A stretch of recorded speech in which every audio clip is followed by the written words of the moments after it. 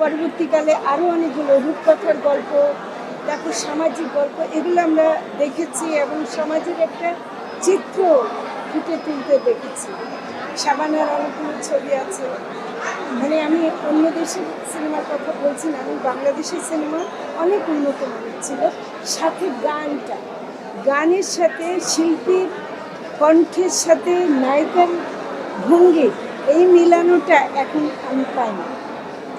এটা আমার মনে হয় যে এখন হারিয়ে যাচ্ছে।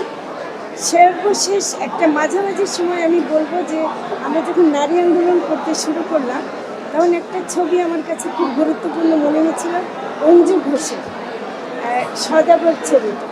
দেখা গেল যে অঞ্জু ঘোষ এমন একটা মেয়ে যে মারপিট করে, ডিসিং করছে, কিন্তু ছবিটা পুরুষতন্ত্রের কবলে পড়ে শেষ হলো অঞ্জু ঘোষকে যখন ভিলেন্ট এসে মারপিট করলো, নায়ক এসে তাকে উদ্ধার করলো এবং নায়কের সাথে একটা বধূ বেশি শেষ হলো।